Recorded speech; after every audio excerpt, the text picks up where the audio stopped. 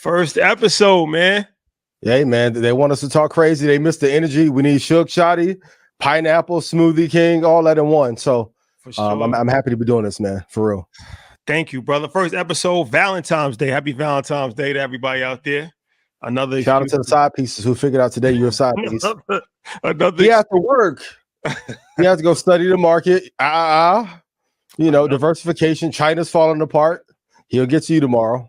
Another excuse to spend money. Man, America gonna get you one way or another. Sorry for everybody that was expecting the episode last week, but like I said, we just had to put some seasoning on the mail before we can actually dish it out. And it was Xander's birthday. Happy belated to Xander. Thank you. Guy. Shout out to my baby. For sure. So we're gonna get into it, man. Blackout. This is everything that we can't say on Monday, right? Like this is the free range to just go crazy. That's why we call it blackout. You know, me and Ian, we've had a history of having some radical moments on Market Mondays. You know, Troy's always the calm, responsible, teacher in the situation. But sometimes you need to just let the referee go and a little alley ball real quick. Full-fledged WrestleMania. So that's what this is going to be. Shout out to Troy, executive producer. Shout out to Mike, executive producer. Yes. The band has not broken up, but we just wanted to just have. They wanted to break up so bad. I don't know why. That's a fact. That's a fact. Only made us closer. Quit. That is a fact, man. So we got the master. We got the master investor. We got myself. This is going to be a new show we're going to have every Wednesday, 10 o'clock Eastern Standard Time. It's going to be live, and we're going to be talking about, different topics that's on our mind, and we're going to get into it. So, disclaimer: this is for entertainment purposes only. So keep that in mind. And if you make some money, make sure to Cash App. Absolutely. Send it. Please send it in. Please send if you want to get rich, join Stock Club. Maybe we can put a link up and get back to the affiliate play. They hate that. Oh, God. Commerce. The grift has begun. The e-commerce scam. Oh, man. The grift. The great grifter. Yep. Okay. So let's get into this. I'm not going to waste any time. First topic. What's the dumbest financial purchase decision that you've made in the last 5 years? Anything I spent on any of my exes. Shout out to y'all. I love y'all dearly. Thank you for all the time that we spent together, the love that we share. I love you dearly. Thank you for allowing me to be a better man. Let me put my cape on. But Todd, shout out to Todd Billionaire. I think he has a post I saw last year, and he was like, if you added up all the money that you spent on women that have not become your wife, if you invested it into the market or a business, how much more money would you have? And I was like, damn. And I like to have a good time. Shout out to my babies. I love y'all. Loved y'all at one point. But I'll go back and calculate. I'll probably reinvest that capital different if I can go back. So that's my dumbest. And I'm not doing it no more. Next time I get to buying bags and going on vacations, I'll be married. I was married now. So. You're not taking somebody on a vacation unless you're married? Let's break the internet. No, fly yourself out. Invest in yourself. No vacation. I went on a world tour inside of the world tour. So I don't want to hear he's jaded. I'm not jaded. I've been traveling around before y'all knew me. I'm just saying, I don't think everybody should be able to have access to come everywhere. This is my thoughts right now. I've been changing. So invest in yourself. Talk about that, because that was something that you put up a while ago, and it got a lot of people. Why did they get so mad about that? What does that mean? So that means that the young lady, it's a presence to be in your presence, right? And the young lady, the young lady should invest in herself as far as paying for her way anywhere in the world that you're at, because she's going to benefit 10 times from the information, the knowledge, the relationships, the access. Shout out to those of you who be trying to date for clout and shit. That ain't happening. Shout out to everybody in the Bronx from the Bronx. Love you. But my thing is, if you can't afford a flight to get to me, should I be flying you out? I'm more than capable of doing so. But I want to see if you'll put some skin into the game or are you? We can have a conversation. There's some women who try and date us just for the clout and access, and because we like, you may think that we're gullible. I'm not. I'm Zulu at heart, so I'm not getting finessed. Like, there is no female Bernie Madoff around me, right? So my thing is, if I'm in Playa, Cabo, what was BD's wedding at?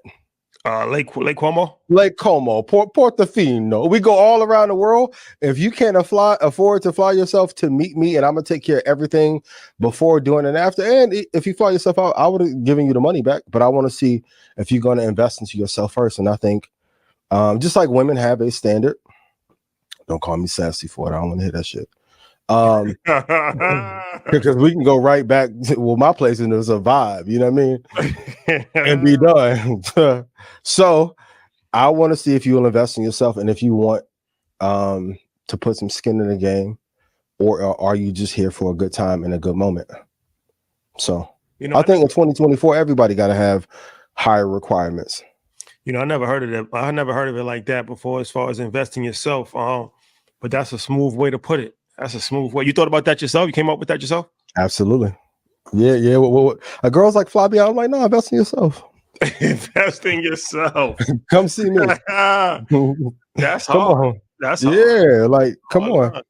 Listen, really, y'all don't see me. Relationships, I'll do 5-6 vacations on accident. So don't get in them comments like, well, it's because of your broke boy. That it ain't that. I've been going on vacation a long time. But sometimes and we're in a very interesting position for Black men, where people can kind of guesstimate what we may have going on and what we may have. And sometimes people think that we're a target, or that they can get away with certain things. Like, everything must be earned. Now, if you're amazing, you bring a peace to my life, you're pouring into me, I'm pouring into you. Relationship, we're going well, we have peace, I'm bringing you peace, of course. Will I, in a relationship, invest in things into you? Sure. But on the initial meetup, nah, I'm cool. So this is your way of kind of like a test, in a sense, to see if somebody's really in it to get to know you, or if they're in it just for a free ride. Yeah. They think I'm food out here. I'm the wolf. The wolf of Wall Street. Yeah, like, come on. Well, not in that way, but in the other arena, it's like, yo, if you can't afford $500-600, and when you land, I'll probably give you the cash anyway. Or you saw me give Flip $1,100 to take his hat off. Shot the button, shot the Flip, like, but put some. And I think too often as men, we don't require. I've talked to my homegirl Foxy about this. Sometimes we don't require women to have anything other than a good vibe and good look. And is it worth that for an empire that I built? I don't think so. Take good care of even that comment. Well, if he can't afford to invest into me and he got a kid, he managing his money wrong. I paid my child support 2 years in advance. Kid account, 6 figures, college already paid for. What are we talking about? I wanted a few Black men to do the shit that I'm doing. So if you're gonna get a $600-700 ticket, you don't need me on top of you, no way. Can you trust somebody that doesn't take care of their kids? They'll kill me. I don't trust no man on earth that does not take care of their children. Not one. I'm good. You cannot be in my circle. You can't be friends of my friends. Cannot do it. I'm scared. You'll blow my head off if you won't take care. Because if you won't take care of your kids, you hate you. You'll kill me. No, I'm good. I'm quick to act. How the kids doing?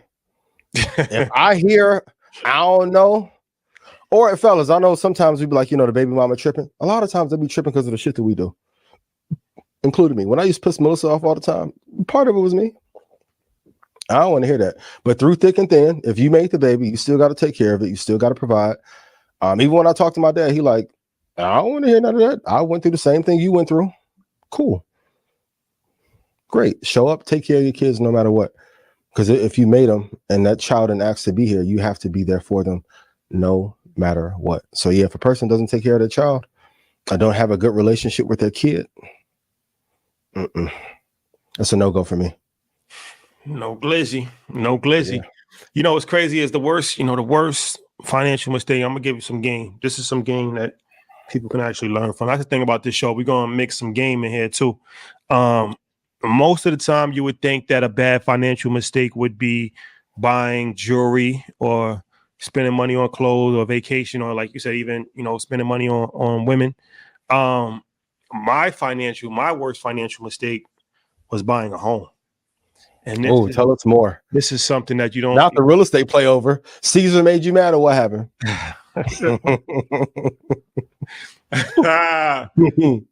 Ponzi. Nah, I didn't. Ponzi. Allegedly, I didn't get caught in that. I did not get caught in that. But so it's one of these things where a lot of times in life, you think is a good idea is actually a terrible idea. Yeah. But you don't fully realize that until you're actually in it. So, buying a home, I purchased a plot of land, right? And the idea is like, all right, you could build a home from scratch, and that way, there's no energy in it. You get to design it how you want to design it. Yeah. Everybody, it's like the dream, right? To actually be able to build your own home from scratch. Yeah. Well, just so happened that I purchased a home from a con artist, so it didn't tell me a variety of different things when I purchased a home that I didn't know about. But long story short, one of the things was that there was supposed to be a huge water basin. Okay. In my backyard. For anybody who doesn't know what a water basin, and a water basin is like an area that gets flooded or has a lot of like rain or something like that, then they have to build a system in place to funnel the rain so it doesn't actually flood properties.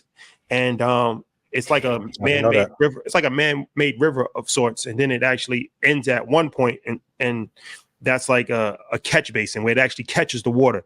So my property was the catch basin. It was the end of the riverway for the street, and it's like a huge canal in my backyard, right? So obviously that's going crazy. So then I had to get a lawyer involved and go back and forth with his lawyer, and in the process of actually firing the guy. But now I got to move the water basin underground, right? So now I'm learning all this stuff. It's actually an education process. I didn't know anything about this, but you have an underground. You can have an underground water basin. It's like a huge tank that you put underground, right? But now I have to actually get a civil engineer. If anybody knows a good civil engineer, let me know. I need a civil engineer because now I have to. My property is also not level, so I have to grade the property. I have to like flatten it out. Which isn't as easy as you would think, because you got to actually find a civil engineer that can actually draw up a blueprint to actually grade the property. Then they got to put the water basin underground. Then you actually have, when you put a water basin on your property, you have to have a system in place to actually like kind of surround the property, right? So you got a moat. Yeah, basically. You gonna put some alligators in there? Maybe. At this point. So man, this is a whole thing. 2 years. Almost 2 years, right? I only have the foundation. So I wasted money, a lot of money, because I'm still paying taxes every single month, right? My loan expired already. Then I had to renew the loan. Then I got to renew the loan again. I'm paying a penalty because the loan is already expired, my construction loan. So I'm paying a penalty every month on that. Yeah. I have to pay a lawyer. So I have a lawyer fee that I'm paying. I have a consultant, an engineer. So I had to pay him. When I do get the civil engineer, I'm gonna have to pay for the civil engineer's work. Then I'm gonna have to actually pay for the water basin, which is at least a couple $100,000. Then I'm gonna have to pay to collect some water. Well, it's a whole system, and it's underground. So it's like a huge like tank. Then I'm gonna have to pay to grade the property. That'll probably be a couple $100,000. Long story short, looking back on that ticket's gonna sell tonight. Facts. Looking back on this, for anybody, this is my advice for anybody: never build a home. It's much easier to just buy a home that's already built and just do renovations to that house. That would be my advice. That's a gem that you can use, that you can learn from my previous experience. Buy a home that's already built and do renovations, as opposed to building a home from scratch. And then these contractors are all con artists. You can't trust them. You can't say all, but a great majority. A great majority. They're trying to do the cheapest work possible to make as much money as possible. It's a whole thing. So unless you have time to really like dedicate and you have a lot of information, it's not something that I advise at all. So that's some information for you out there if you're interested. Do you think having a busy schedule, running the media empire, played a factor in you not being a check upon them as much as you should have? Or like if someone's thinking of buying a home and they don't want to follow the advice, what checklist would you put in place to make sure Well, they're not getting taken advantage first thing of? you got to do is get a good attorney. A thorough at closing, like your closing attorney, right? Because that was the thing with my situation. It was never, none of this stuff was ever in any document that I signed, but it was with the town. But who's going to go to the town to check something? Like you just get the documents. You get like 50 pages of documents. Yeah, you don't know. You're going, so the guy was a real slickster and he hit it. And, he was like, well, it was with the town. It's up to you to do your due diligence to go to the town to get the blueprint from the town. Like I said, nobody's going to do that. So the first thing to do is don't trust anybody. Get a thorough pit bull attorney to make sure that they look through everything, sniff it out. Because you end up getting screwed, man, and it's you could end up really wasting a lot of money. Yeah. Damn, that's crazy. Even those of us that are financial professionals, like that, you have to, and it's interesting because as stardom rises, like business success rise, people are going to try to find ways to take advantage. Like the defense that we have to play, that never goes away. But speaking of which, on another money topic, if you got $20 million tomorrow, people love these kind of questions. What would you do? What would be the first thing that you do if you got 20 million tomorrow? Like I received 20 million, or like I had to pay some money to the taxes. Like you just received 20. Net 20? Net 20. Net 20, I'm definitely going to push. I'm going to put money in the market. Probably not now. It's at all-time highs, but I'm going to put money into the market, S&P 500, safe bet, safe bet. That's always been my theory. Like if you put $10 million into the market, this goes back to my $10 million play. If you put $10 million into the market and let's say you earn 7%, let's be even more conservative. Let's say you earn 6% a year, which is very doable. Yeah. And you want to live off of that. You choose to live off of that. That's $600,000 a year. I think anybody can live off of $600,000 a year. You might not be living like LeBron James and flying a private plane, but $600,000 a year should be more than enough for you to live comfortably off of, right? And what's so crazy is that, not the sidetrack, but remember that $500 date thing. So I was at dinner the other night with some pretty well-known people in business and sports, and I was telling them about my situation as far as how I said the $500 date thing, and he was like, I asked him, I'm like, what's your first date like? How much do you spend? And he said 2,000. He was like 2,000. He was like, because I'm gonna get a bottle of wine that costs 1,500. And the meal costs 500. So I say that to say everybody's lifestyle is different. It's different. And it's important to understand what you're doing and your comfort zone and your perspective, right? But for me, I could live off of $500,000 a year, $600,000 a year. Yeah. Like I said, it's not like I can just do everything, but if I need to just bunker down, I could live off of that. So that's what I would do. I'll put like $10 million into the market. I will buy probably 2 properties in different places that I would like to live, maybe like New York and Miami. And then I will put the rest in, just an emergency fund. That's a real quick, easy way to go about it. Real nice and real clean. You're not buying nobody no BBL? That's a different asset. It's an asset class that's appreciating. For sure. It's an appreciation on those. What's the most you ever spent on a date? You have the internet in a frenzy over that 500. I'm like, if we I don't know the most I ever spent on a date. You lie. Come on now. I don't. I'm not even. I'm just here for a good time. You're not calculating it. I'm here for a good time, man. I'm here for a good time. Not alone. UTA, I need the media training. Boy, good, yo. But let me ask every time I try and get you, boy. Let me ask you this, because I'm gonna go back to this, but I want to, before I forget. Why do some Black people make every excuse possible to justify their oppression? We put a post up a few days ago about Bob Johnson and how BT, when Roland Martin said that BT got undervalued and that they were getting a third less for their ads than MTV was getting for their ads, and how Ebony was getting way less than Esquire for ad, and Ebony had more of a circulation than Esquire. So the first thing is like people was like, this is black people, right? The first thing they're going to do is justify the situation. Like, well, MTV has more viewership. So, all right, well, they had similar viewership.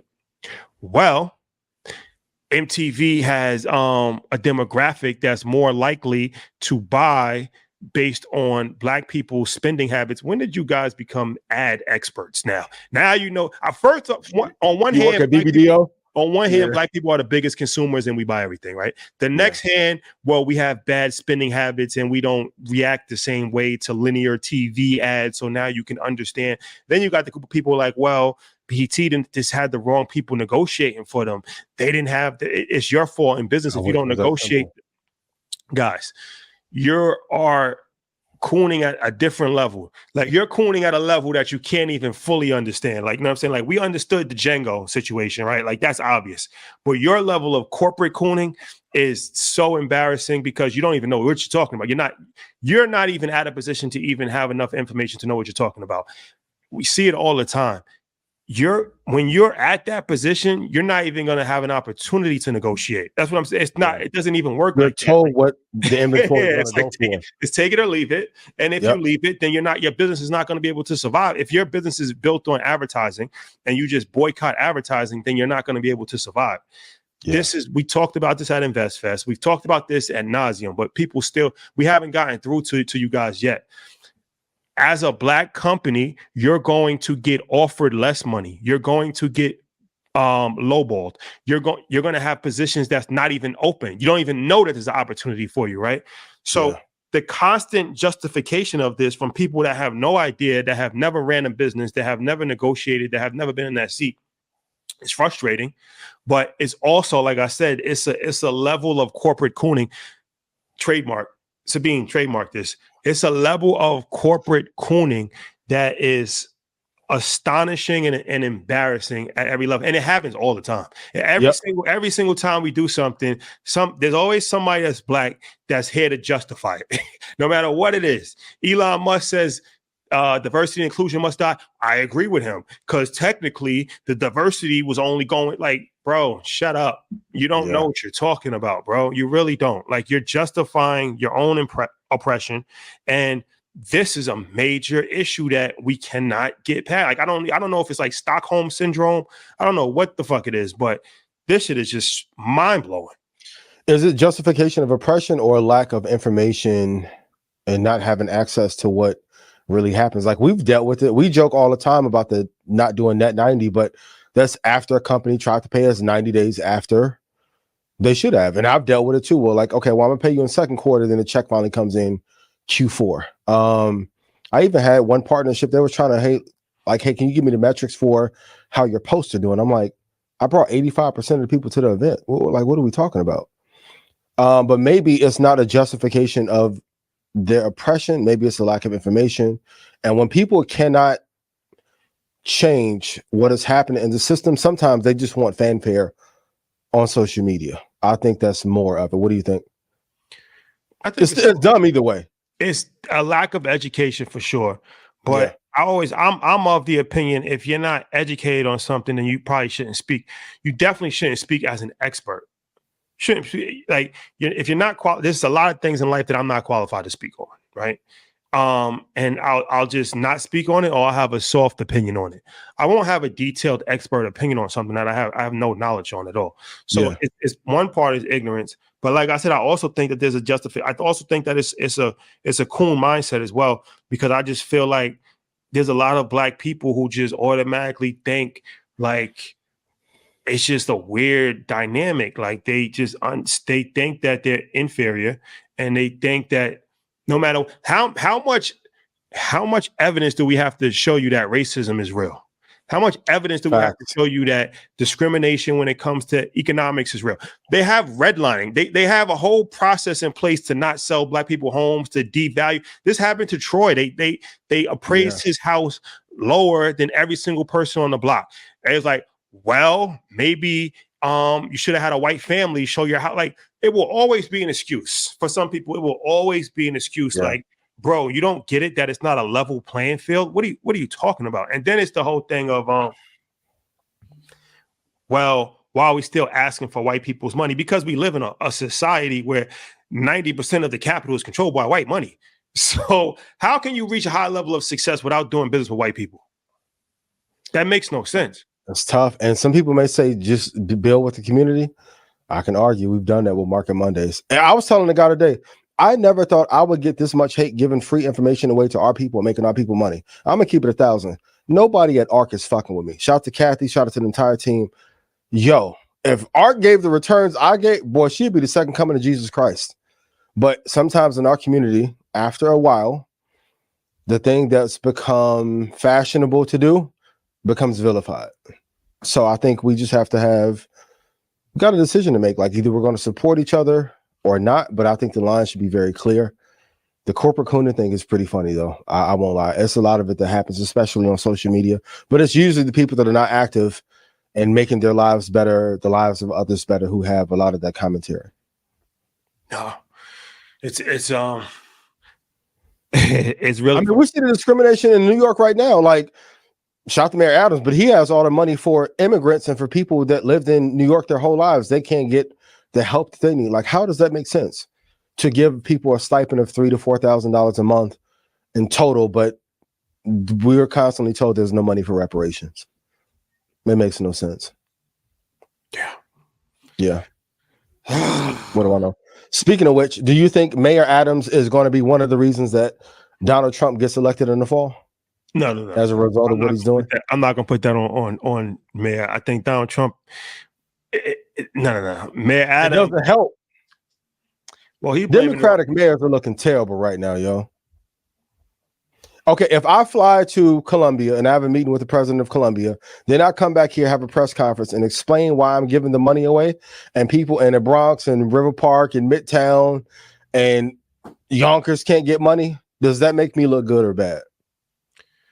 Well, he's blaming a lot of it on the governor. So the governor the governor is the most powerful person in the state, right? That's the executive of the state. So the mayor has power, but the mayor has limited power. What the governor says really goes. So he's kind of passing the buck on this and saying that it's kind of out of his hand. It's up to the governor. So I'll take him at his word for this.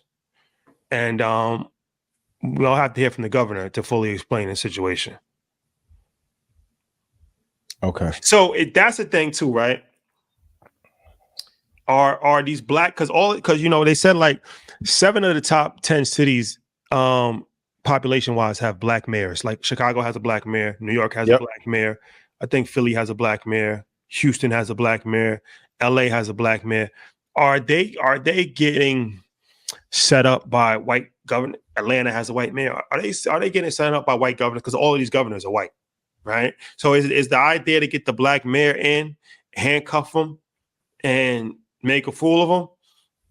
I think so. My grandmother told me she was in politics for 20 something years. Like anytime the leadership is black in a predominantly in a major city, the crisis is already too bad. Like, have there been some mayors that have done an amazing job that are black? Yes, but I do think some of them are being set up for failure. And the political unrest is so bad right now. When things are not going to go well, that spotlight is going to be shining on them a little bit brighter. But I think in the case of New York, I don't know how he wins again. For the first time in a long time, even the Democratic Party is fed up with those that are mayor and the president at the same time. Like even when Roland came on Market Mondays and he gave his talking points for why Biden was a better choice, in the comments, people are like, I'm tired of the Democratic Party. I've been a Democrat my whole life. I'm not pleased. They're not doing enough for us. So I think that the Democratic Party needs to figure out for the next 10, 15 years, what are they going to do better to help the people that have historically helped them get into office? Let's switch gears, shall we? Yeah. Sexy Red. Ski. Just had a baby. Congratulations. And she was back at it hours later. Twerking in the hospital. My God. Legendary. Never seen that before. Never seen nobody do that before. So Candace Owens, your good friend, Candace Owens. My good friend. I'm cool with Alex Jones and Umar. Candace ain't no more. No. Hey, Candace, but no, we ain't friends. Stop. My God.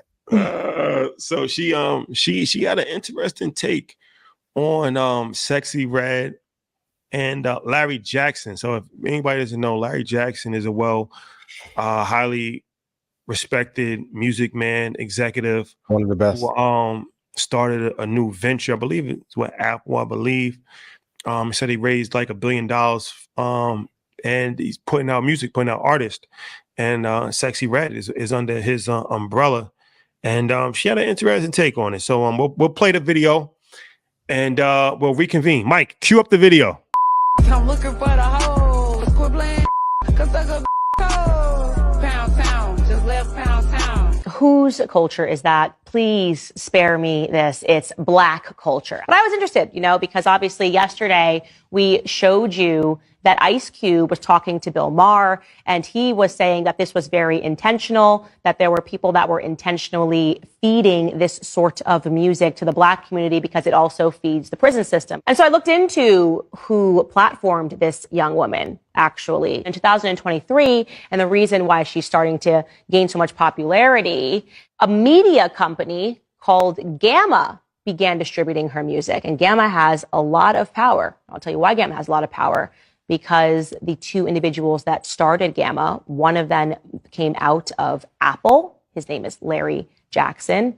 And the second one of them came from Interscope Records. He has a ton of clout in the record community, the music community industry, so to speak. And his name is Ike Youssef. Larry Jackson, who I mentioned before, is Black. And he is the person that I am more interested in. Here is a headline regarding Larry Jackson. He's celebrated, obviously. He's a Black entrepreneur. And the Billboard headline reads, with Gamma, Larry Jackson is putting $1 billion to work for Black culture. Here's another headline. This one is in Afro Tech News. It reads, Larry Jackson is on a mission to put $1 billion to work in favor of Black culture with his startup Gamma. In favor of Black culture. He's the face, by the way. More about him. He's the one who recently married Stephanie Shepard, Kim Kardashian's former assistant. So he's very much in the mix. He's very good friends with Oprah Winfrey. And the Black community loves him, by the way. So many photos of him with artists, Black artists. This guy who is making an executive decision to distribute this music to the Black community is a hero. And so I got even more interested in him. I just wanted to hear him talk. Man, I mean, maybe this is the kind of music that he grew up with and he loves it. Not the vibe I got. Here is him speaking to Ariana Huffington in an interview. Take a listen. Have you ever had any mentors who helped you along this life journey, the things that we're discussing here?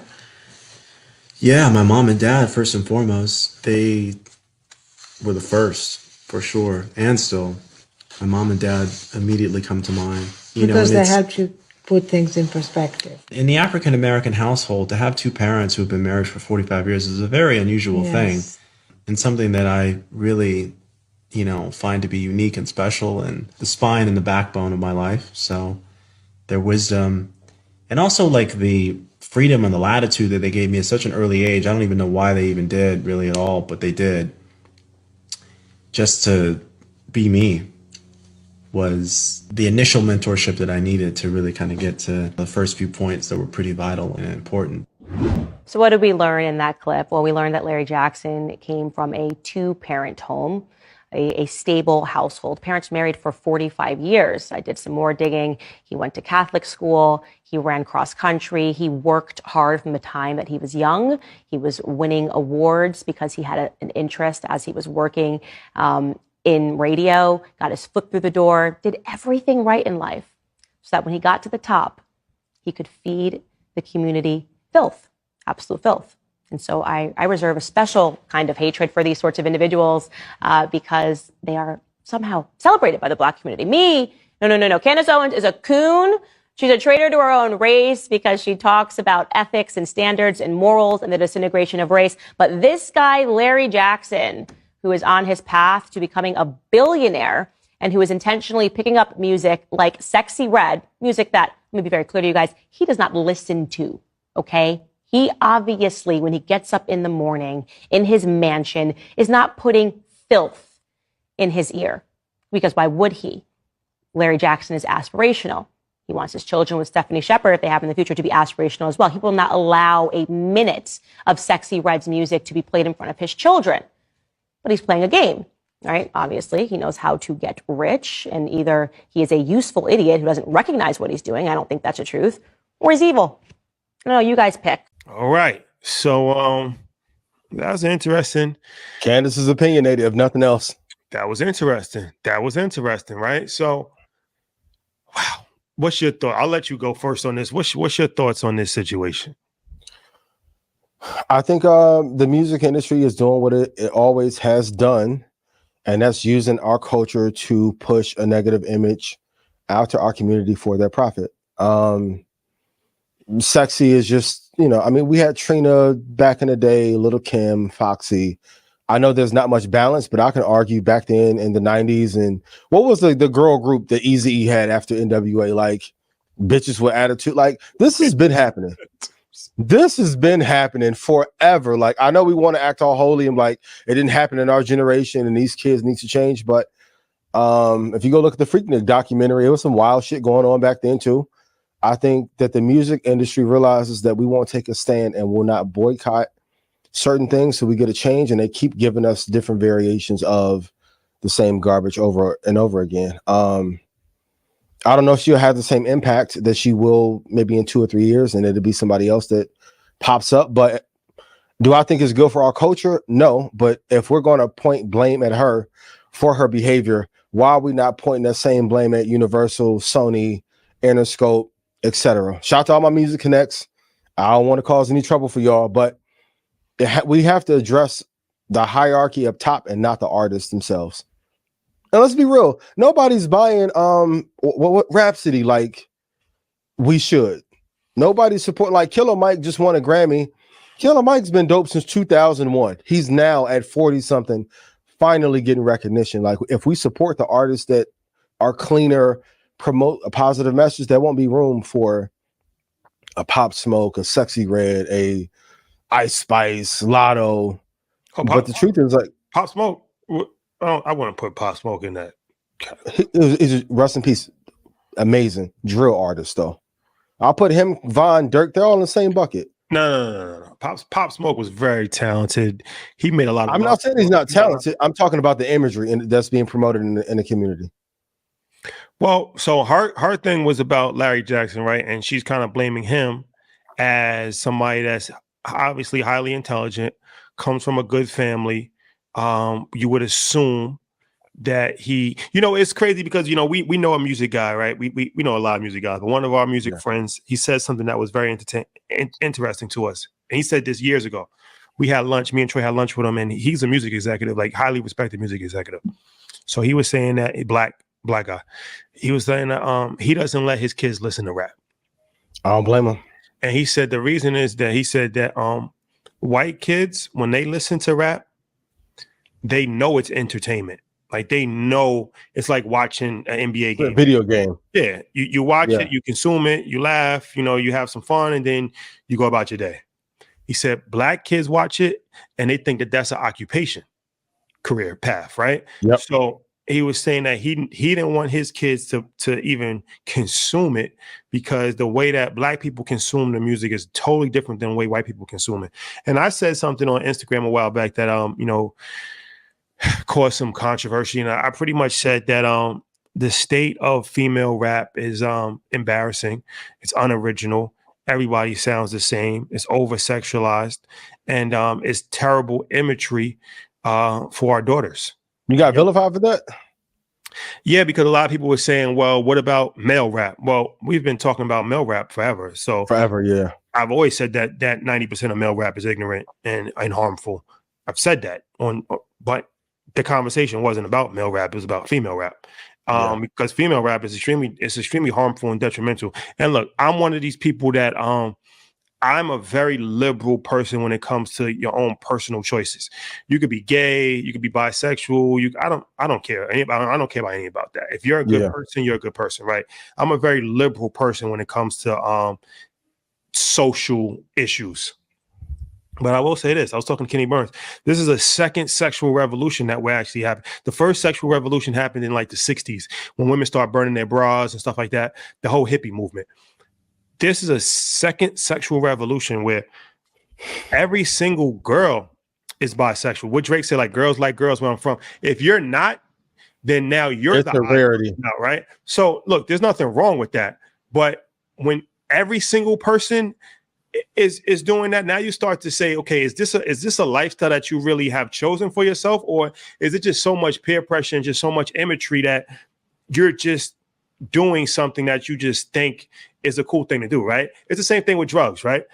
Is everybody just popping Molly and prescription medication, like, you know what I'm saying? So it's like a lot of the imagery that women put out is harmful, it's detrimental. And look, this is Blackout, so we got to be honest about it. It's not original. It all sounds the same, right? What's the difference between Ice Spice and Lotto? Lotto's, she's more talented. Lotto's more talented. She's more talented as far as her lyrics. But did you know, like in the 90s, at least we had variety, right? We had Little Kim and we had Foxy Brown, but we also had Lauryn Hill. We also had Missy Elliott. Like there was some level of a balance, right? There's no balance at all. And there's not even any, it's just the highest level of trashiness possible. Ice Spice, and I actually likes Ice Spice. I think that she's talented and she's a young lady. So I don't want to like, go crazy on her, but she's literally walking with her ass out, bro. Like you want your daughter. Little Kim did, Trina did too. But I'm just saying, if that's something that you want your daughter to emulate, she doesn't have a skirt on. She literally has her ass out. Like I've never seen that before in public. Like, and how do you think men are going to react to you? Right? Let's just think about this logically. You think that men are going to treat you with the highest level of respect? You think that in this era, these simp ass, what? No. What? Oh. Ladies, here go to play. 2 simps, 2 semiconductors. AMD, NVIDIA, get you 2 little simps, run a bag up 2024. That's the retirement plan? The retirement plan. 2 simps. And if you get 2 in every city. Well, the thing that dudes is doing now is they're leading with money. And it's a thing called comps, right? So it's like in real estate, one house can set the comp for the whole block. So if every house costs $500,000, but then one bozo comes and pays $1 million for a house that costs $500,000, now the comps, everything is getting risen. So now you can justify selling every house on that block for $1 million, right? Yeah. So what's happening now is that, and I've heard horror stories of girls that have told me like guys hit them up in the DM, and the first thing is like, "What's your Cash App?" Before you say your name, before I introduce myself, before you say hello, before you say anything, hey, what's your Cash App? Send them Cash App. I just sent you $1,000. Have a good night. Let's talk later on. That's because a lot of them publicly traded too on the black market. But what it says a lot about the time. It says a lot about that's the other IPO. Now, if we're gonna talk, we're gonna talk. It's a lot of them that's day trading that night. Day trading that night. You know what I mean? Day trading at night. 0 expiration daily options on the gato. You know what I'm saying? That's why they doing that. Well, this is led to simp culture. All that passport bro ish. Like y'all going over Colombia and getting killed now. Yo, be careful. But a lot of them selling. Wallow even said it. Last year? It's a lot of women who be acting like the entrepreneurs, and it's like, your candle lines making you that like you got the Bahrain and Abu Dhabi and 2 G-Wagons off of $9 candles. Come on, yo. What do I know? Yo, it says a lot about the times that we in, man. It's dangerous out here, bro. It's dangerous, man. It's a lot of money in the simp economy that's being spent. And ladies, if you can go get it, you think that 2 Tech 2 index playing fire. If you can finesse somebody out of 5-10 grand a month, go ahead. It's a no. Don't encourage that. Don't encourage that. If these motherfuckers are dumb enough to talk crazy to me about AMD, NVIDIA, I'll call China and Evergrande falling 80 weeks ago, but Square. You a Square. You a Square. I'll go to Mexico because I got a place there. I got bitches in real life. I don't need to be no passport, bro. That's y'all. And a lot of y'all eating with money because Pound Town, yay. Hey, step your dick game up. step your money game up, your confidence game, your dick game. Shut up talking to me, yo. What are we talking about? Blackout. You don't gotta give them all that if you fucking do it. Blackout hour. Ladies, yes or no? Yes or no? Man, I ain't telling you what I know. I'm telling you what I live, yo. Come on. Come on. Oh, For all my married folks, the bigger the ring, is the marriage better or no? It's the same thing. And I've tried both. Like, I've had amazing dates and vacations. Some of my best relationships I ain't take out for 2 years. Damn. You ain't take out for 2 years?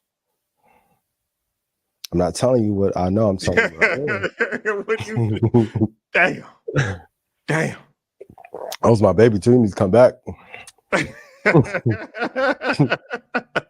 I'll take you to the STK. She got mad. You took all them other bitches out who was not me. How could you? At least I help you build. Come back then. Go ahead. We go out twice. Come back. It's Come not on. that serious.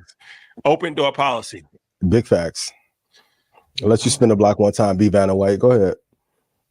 Let's talk about a big financial story in the community. Michael Jackson's estate sold 50% of his publishing and his masters to Sony for $1.2 billion. Now, that is the highest valuation of a catalog ever. They said it actually could get up to 1.5 billion. So I believe that Sting is requesting 1.2 billion for their no, Queen is seeking 1.2 billion for their valuation. So Michael Jackson has currently set the record for the highest valuation of musical catalog ever. 600 million for 50% of his catalog.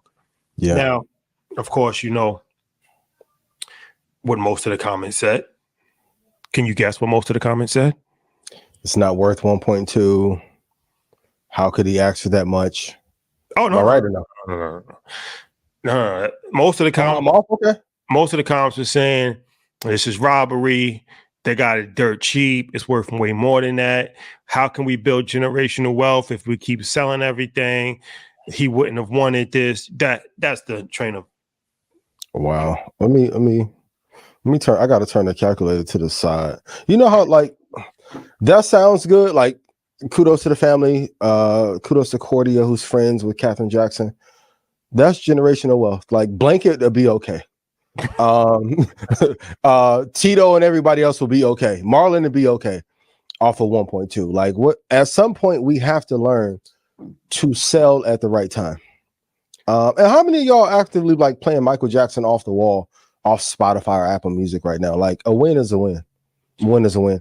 And I know people want us to keep things inside of our ecosystem, but that man went through hell battling all those labels and Berry Gordy and Motown and Diana Ross and then Sony and Tommy Mottola. Man, let that man's family rest off of his legacy.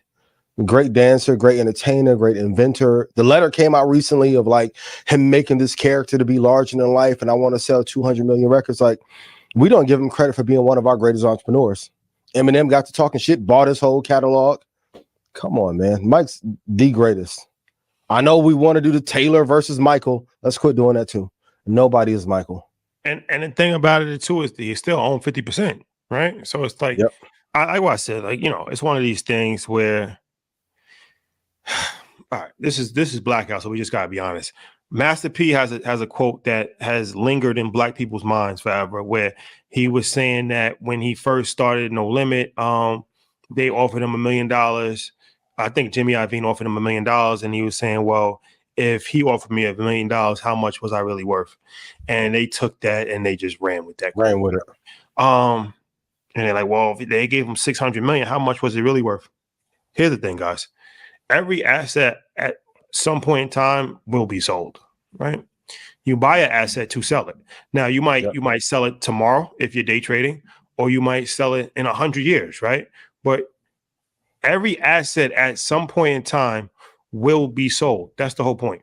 Now, it's a buyer and a seller, right? In order for this thing to work, the person that is selling, the seller, has to have some need or some want for immediate cash. The buyer has to have enough money to satisfy the request of the seller.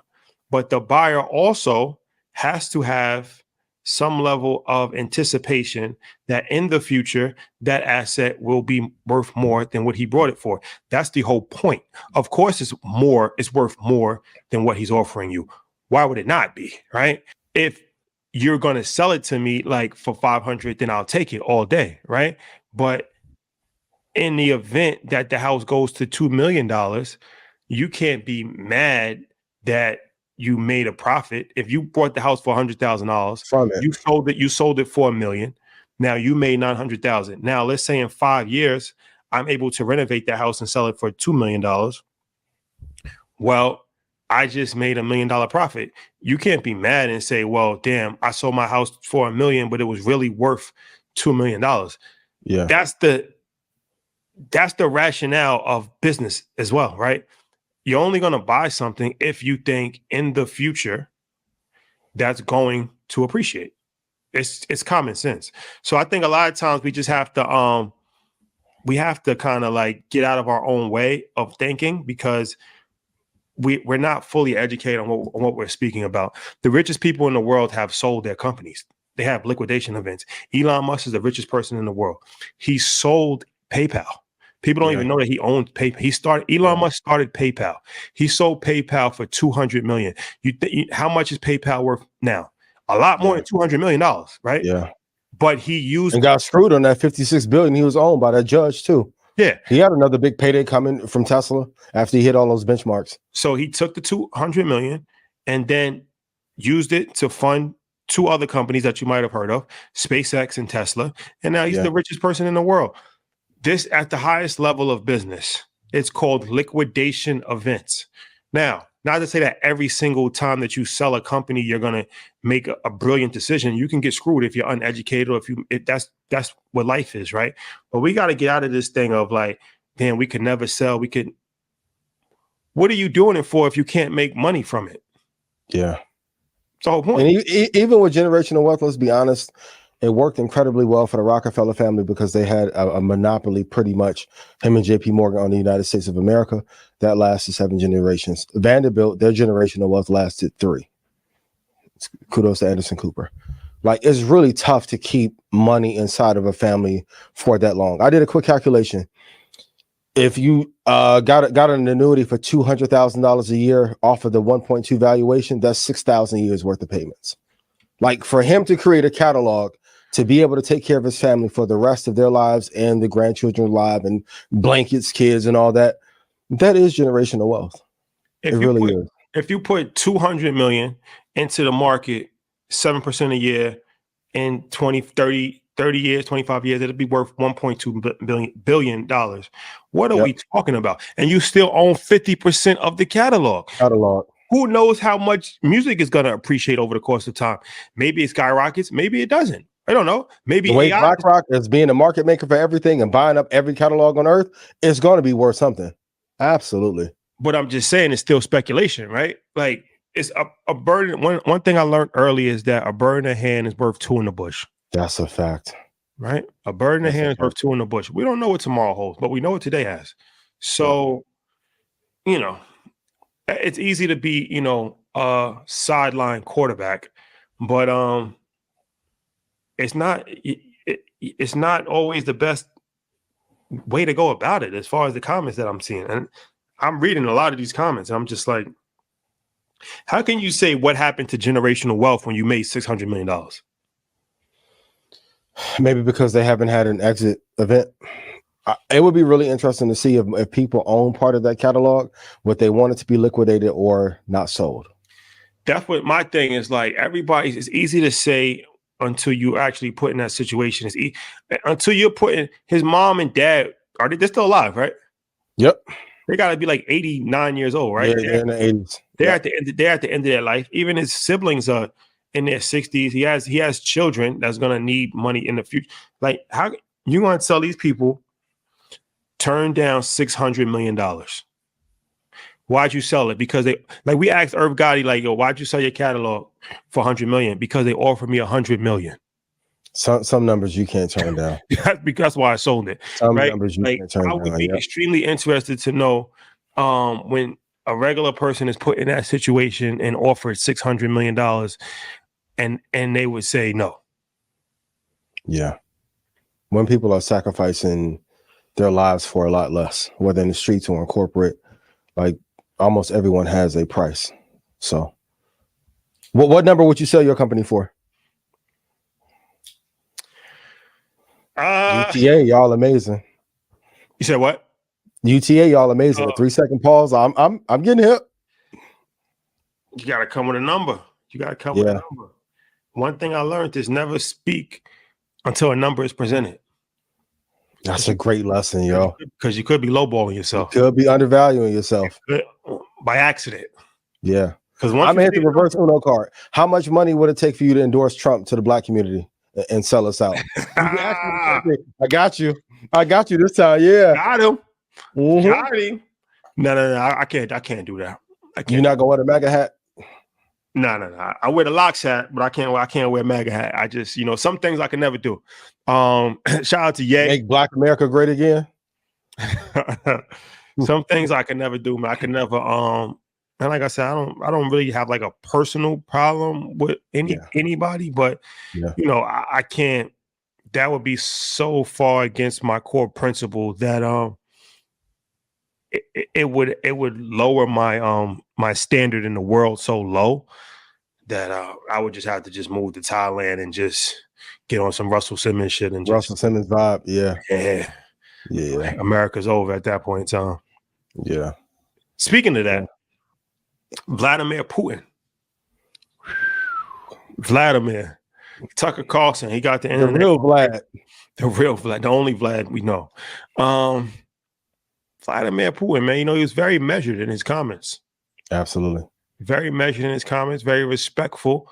He didn't say anything that was too outlandish from what I saw. I didn't see the whole thing, but from what I saw, he didn't say anything that was too outlandish, Is this a public PR makeover that he's trying to do? I don't think so. When you have that much power, and you pretty much have a monarchy, I don't think you need to be diplomatic. Now, for all those of you gonna comment, I'm a Vladimir fan and a shill for those. Man, shut up. I'm just gonna be honest. Like people in absolute power. Yeah, it's like if you have absolute power and you also are a warrior, the ones that I know that are truly the most violent are the most calm people that you'll meet until it's time for things to go crazy. But I think he told a lot of truth about the US destroying the dollar. I've been talking about BRICS for 2.5 years. No one's really talking about how the Chinese yuan is being used to buy oil now. The world is tired of our shit trying to be a bully, and we're not as strong as we used to be. So I do think the commentary was definitely measured. And kudos to Tucker Carlson for doing the interview, getting the interview. Because if we're talking journalism, we don't have a Dan Rather-esque, hard-hitted investigating journalism like we used to. Most of those entities have been purchased or been suppressed so much that we don't get the truth anymore. So I don't think there's a need for him to be diplomatic when we've been the bully of the world for so long. What do you think? It's interesting. I think what you said had a lot of, solid points to it. I think that he might be trying to, be the bigger man here in the situation because he knows that Joe Biden is going to lose and Trump is going to come in office, and he wants to have a strong relationship with Trump.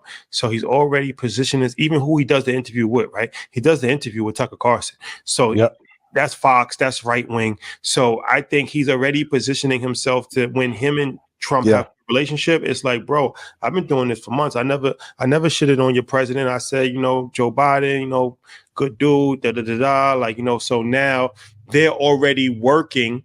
This is my conspiracy theory, right? They're already working their angle out months in advance. So now it doesn't look crazy when Putin is with Trump. Yeah. So, that's my conspiracy theory. I'm gonna give one conspiracy theory episode. So, okay. That's my Russian KGB, because it's like I said, it's just a weird situation. All of a sudden, out the blue, he wants to fly Tucker Carlson into Moscow and do it. Maybe he's been working on it for months, and that's my only pushback for the left, who had an issue with it. Who from the left offered to interview him, or did he reach out to him? I think he reached out to him. I don't think you could reach out to Vladimir Putin. You don't think so? I think they reached out to Rupert Murdoch and was like, "Look, we want to make this happen." I think that's how that happens. Did you see the part where he told Tucker that he knew that he wanted to be in the CIA back in the day? I heard about that, but I didn't see it. Tell me exactly like what he got rejected from the CIA, right? Yeah, and I don't think many people knew that. So it was pretty interesting what he was alluding to, but basically he was calling him out for it. At one point, Tucker wanted to be involved with the CIA, got rejected. So I thought it was interesting for him to even show, hey, I know some things about you that you may not be aware of, and kind of make it aware to the public. I know he's getting a lot of pushback for it. And to your point, maybe he got invited to do so. But I didn't see anyone from the left pushing to want to interview him. As soon as I saw it, I'm like, damn, we should have did it and talked about bricks. And now I wouldn't have gone to Russia. Sorry, I'd be too afraid. And regardless of who the messenger is, for those of you who are into investing and follow for Market Mondays, you have to find out what the truth is regardless of who delivers it to you. There's a lot of truth that he told about the destruction of the dollar and some of the geopolitical games that we've talked about on the show. I won't go into Ukraine and that situation, but there's more at stake than just war, if you will. So I'm not going to say great job to Tucker because I'm sure he was afraid, but I think we need to get truth from all sides to understand what's going on. And I think America has the biggest propaganda. Like when we go to other countries, the way that they report the news is dramatically different than how we report it. It's like SportsCenter almost. Everything is overhyped. Everything has an angle. There's not much journalism involved anymore. And I think that's part of the reason why people don't have the information or the truth, and they get caught in this web of lies around what's really going on. Damn it. I can hear all of our peers. Leave us alone. I got you. I feel grand opening, grand closing. Grand closing. I will not go to Russia, but don't go to Russia. More of the story. Yeah, man, this was fun, man. This was I had a good time, man. I had a good time. This is gonna be a so you said you will buy BBL 2.5. You'll endorse Trump. What else? Well, let's give him some propaganda. 2.5 trillion. 2.5 trillion. Yeah. No. We touched on a lot of good topics, man. I feel like this is it's needed. It's needed. It's therapy session to kind of get the real out there, you know. Sometimes you got to take the sensory off, and you just got to be honest with the people at all times, man. That's always been my formula. Put in the comments what you want us to talk about next week. If you have any questions, I appreciate you guys so much for being here this week, fellas. I was not on my Derek Jackson thing, but if you lead with money, you lead with the wrong part. On Valentine's Day, that's a message for Valentine's Day. Big facts. With love. And then for those of y'all who found out y'all got cheated on today, I'm sorry. Charge it to the game. You got to charge it to the game or investigate better. Damn. A good lesson is to ask somebody like who, if they can pick one person to be with in the world, who would it be? And just be quiet. If it ain't you, you got to circle around until you find a person that wants you. Damn it, man. So if they say Idris Elba, pack your bags. It's over. Like I made over. It's over. Pack your shit. It's over. Now that was my situation, but yeah, you got to leave. Like if you're not number one, you're going to get treated inferior. Fellas, sometimes y'all don't know. Y'all was the 8th pick. Damn. Or who they really wanted. Damn it. It's tough. Damn it, man. Yeah, man. Well, but peace and love. Peace and love. Happiness to everybody. I appreciate you, brother. Appreciate you as well. What you doing for Valentine's Day? Filming Blackout. UTA, yes. Whatever masterclass he went through, like before Revolt, you know what I mean? Put me in that class. I can't trip him up about nothing. Filming Blackout. You won't reveal what's the most you paid on a date. I would have been dumb and answered it. What's the most you Gotcha. paid for a date? I don't remember. I'm learning. Yeah, but my first little dates with old girl though, the London to Mexico play vibe though. Never again, but it was a vibe. Memories. Yeah. The London to Mexico play. Shout out to all those that I've loved and those that have loved me. You are so amazing. Without you, I wouldn't be the man that I am today. For sure. I'm learning to clean up on a relationship tip though. We're all a sum of our past experiences. Absolutely. And if I was better then when I had you, maybe we could have blossomed into much more, but I'm working on myself now. Talk about it. Hey, yeah. Yes, sir. Yes, sir. What do I know? Oh, man. What do I know? Oh, man. You getting married soon or what? We gonna talk or we gonna talk? You know, man, I'm living one day at a time. I'm living off experience, man. Shout out to Sheik, Luke, Styles, P, and Jada Kiss, man. I'm living off experience. You can put the pressure back on me. Go ahead. Go ahead. Are you getting married? I would like to one day. For sure. Prenup mandatory, but yeah, I would like to. For sure. Yeah. For sure. Yeah. For sure, man. It's the American way. The prenup or the marriage part?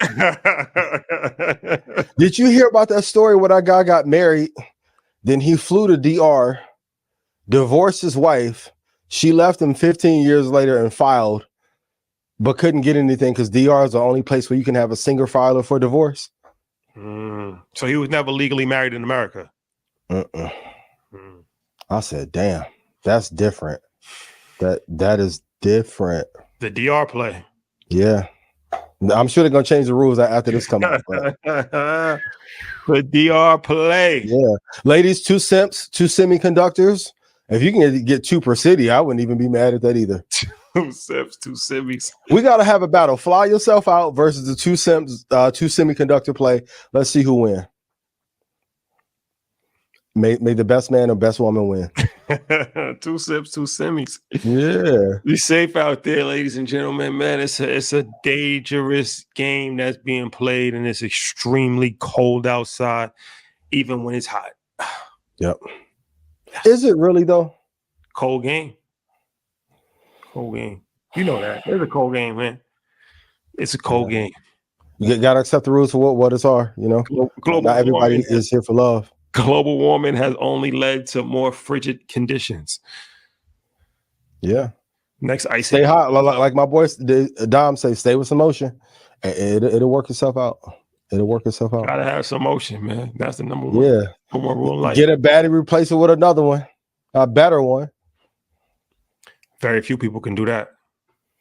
You gotta have confidence though. Yeah. The upgrade. What do I know? These are just jokes written by 85 South. No, I mean this. They jokes for him. It's real for me. Listen, get you a Tesla, then upgrade to a Lambo to Ferrari. Cool. You know. Shout out to anyone up there that I love you. I appreciate you so much from the bottom of my heart. And it was me. Everything that didn't work out, it was on me. On me. I should have loved you how you wanted to be loved, right? How you deserve to be loved. Absolutely. Yeah. Well, it's been real. Yes, it has. Ladies and gentlemen, Blackout. Make sure you stream it. Make sure you watch. We are coming to you weekly. Next episode. We're taking topics. Put them in the comments. Hit us up in DM, Twitter. Let us know what you want to talk about. We're going to start bringing some guests on too. And absolutely. Spice this thing up. This is going to be fun. We need to get Ice Spice on here. For sure. Yeah. You'll date Ice Spice or no? Would I date Ice Spice? Yeah. I think Ice Spice is 21 years old. Is she really? She's young. Yeah. That's crazy. Some of y'all need to quit acting like R. Kelly too. I'll be seeing y'all 42-year-olds with 19-year-olds. That is not the vibe. Damn. If she was born after the G Unit album came out. Damn. Damn. Y'all thought y'all hated me over that little investment advice. So I already know what these comments are going to be like. Yeah. Reaction video. Oh my God, y'all enjoy it. Listen, if y'all want to make more money than making reviews about me, go just ask me for the Cash App. I'll give it to you. I'll be Cash App Charlie. Captain. Y'all be doing all that work to make $183. Damn, my boy, come on now. Damn. Well, ladies and gentlemen, it's been real. Market Mondays on Monday, and we are back here on Wednesday. Take this literally. Be safe out there. Trust no one. Starlets next week. We'll be there. Of course. We're going up. No, I'll see you. We're going up. Going up. Oh my God, I can't believe you guys took your platform and used it for this. This is y'all like. This is y'all like. I tried to, here come the moon crisis. Here come the water play. Ark, I told you they was going to destroy. It's a white woman. They're going to destroy her. What do you think they feel about us? Okay, great. I'm going to give y'all what y'all want then. Go ahead. Who text, who index on stress? Lady, 2 cents, 2 semiconductors, run it up. Hey, you think the Market Mondays number's crazy? They going to get the report now. I'm making 50 grand off the 2 cent play. 2 in Atlanta, 2 in Cleveland, 2 in New York. John and Jimmy, NVIDIA, and AMD. Big facts. And if y'all come to Invest Fest and Market Mondays, you'll be able to find maybe 1 or 2 in the crowd. You know what I mean? Damn. The arbitrage play. The arbitrage. 2 cents. What do you know? Yeah, they get to try holler. Show me that account, my boy. You been listening to Ian? I love Ian so much. He invests so well. You invest like him? Y'all, I'm just like him. Go ahead, show that account. Go ahead. Don't do it to yourself. Please don't do it. Please. Fellas, I'm just joking. I'm going to have some strategies for y'all next week. Yeah, next week is the to get overplay. To get overplay. What do I know? The 3 wives play is coming next week. Don't worry. My mom would call me like, that's a lot of headache. I'm like, I know. Stay tuned, ladies and gentlemen. Oh man. All right, guys. Love y'all.